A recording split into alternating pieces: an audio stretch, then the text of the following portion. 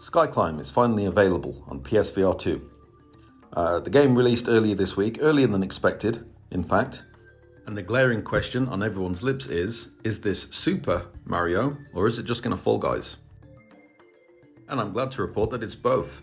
The campaign mode was highly reminiscent of the Super Mario World on the Super Nintendo, whereas the multiplayer mode online was reminiscent of Fall Guys, with some gorilla tag and toss thrown in for good measure. A special thank you also to legendary VR Monkey for supplying me with the key, possibly one of the most awesome dev teams in VR. And I'd also like to thank them for bringing all of the PSVR2 features day one. Most games get released these days without these features present until later patches, but this game came with them shipped. So we've got all of the buttery smooth frame rates, for instance, and the haptic triggers and the headset rumble is probably the best and strongest that I've felt in recent times.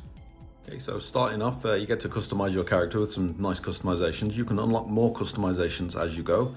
When you start to collect coins in the game, every 15 coins I think turns into 1 diamond, and every 15 diamonds will buy a cosmetic. Speaking again about haptics in the remote, I can feel a haptic jiggle every time I go over a menu, so there's a nice feeling there. The visuals here are super sharp, and the colours are very vibrant, makes for a very nice viewing experience.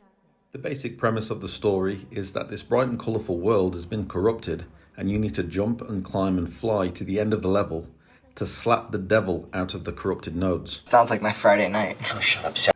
But the gameplay is king here, and the basics of the gameplay has you sky climbing along these square nodes that you see in front of you. These are great to feel as well. They feel kind of squishy like pillows. You can feel that in the haptics. In order to get 3 stars on every level, you need to be able to complete the level very fast. And in order to be as fast as possible, you need to perfect how you throw yourself around the level. The bigger the throw, the longer you will go. However, the more you stay in the air, the more your hands will inflate like balloons. And if they inflate too much, they will pop. In order to bring it down, you need to start climbing again. You have some great maneuvers at your disposal also, such as putting your arms out to glide like an aeroplane, putting your hands together to dive, and if you pull both triggers, you'll do a nice dash. Along each of the levels, there will be a lot of obstacles to try and clear, such as big blocks that block your way and bounce you into the sky, or alligators that chase you. And it's great when the alligators chase you as well. The 3D audio means that you can hear the chomping noises getting closer and closer and closer as they get closer to you. And both the music and the sound design here is fantastic. The music really fits every level, and the sound design of all the squishing when you grab something, the chomping of the alligator, and the wind passing through your ears as you're flying. It all adds to this immersion. Level design is excellent throughout, as is the biomes. You have some water levels, some desert levels, etc, etc. All done exceptionally well, with their very own mechanics to go with them as well. For instance, on the desert levels, you have suns that chase you that you may have to shoot with a water gun to keep them off you. And you have strong winds, which will push you into the sky if you're not holding on to something. So you have to wait for the wind to stop blowing, and then you can move on. So the game has fantastic visuals, it has fantastic use of haptics and other PSVR2 only features, and it has excellent sound design also. There's a general level of polish here, rarely seen in VR games. The campaign is really fleshed out also. You've got 65 levels, along 7 biomes with 7 ginormous bosses to fight. The sense of scale on these levels and these boss fights are astounding.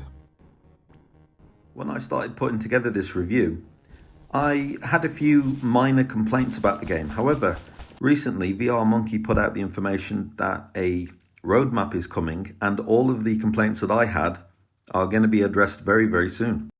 Okay, I'll just go quickly over some of the complaints that I had.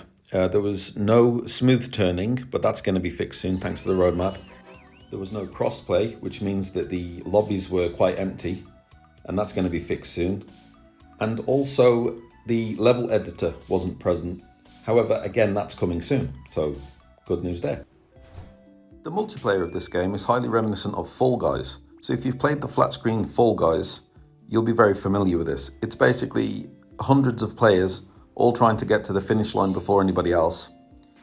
And you can even slap them out the way, which is quite funny. There's even a nice lobby where you can go and look in a mirror You can just chill out with your friends and just slap each other around. It's quite good. Again, the level design on the multiplayer maps are really good as well. There's plenty of obstacles and it can become quite challenging. This game is actually quite a challenge as well. Until you perfect how far you should throw and when you should use your dashes and how to avoid obstacles, you probably won't get very far. However, once you lock it in, you can fly around the level quite fast and it becomes very fun and fluid. I have a sneaking suspicion that this game is going to be an evergreen title. This is gonna, headsets are gonna come and go, but this one is gonna remain. It's gonna just be released, just like Beat Saber and Pistol Whip and all those other cool games that we have. These forever titles that'll just be around forever. I think this will constantly be updated and there'll be new players every year. That's how it feels to me when I play it. And if you buy this, you'll be getting all this for a fantastic price of £11.99 UK money. For such a fleshed out and complete experience, I think that is well worth the money. So at the risk of repeating myself, for the purposes of a review, you'll be getting a fully fleshed out campaign, a endless multiplayer, all visually pleasing with excellent sound design, excellent level design, fantastic use of colours, really good PlayStation VR2 features such as the buttery smooth frame rates and haptics, and you're getting all that for a fantastic price. I can't recommend this game enough. I'll let the rest of this video play out with some gameplay footage, showing you how bad I suck at the game. If you like this review, please consider liking and subscribing to the channel, and hope to see you again soon.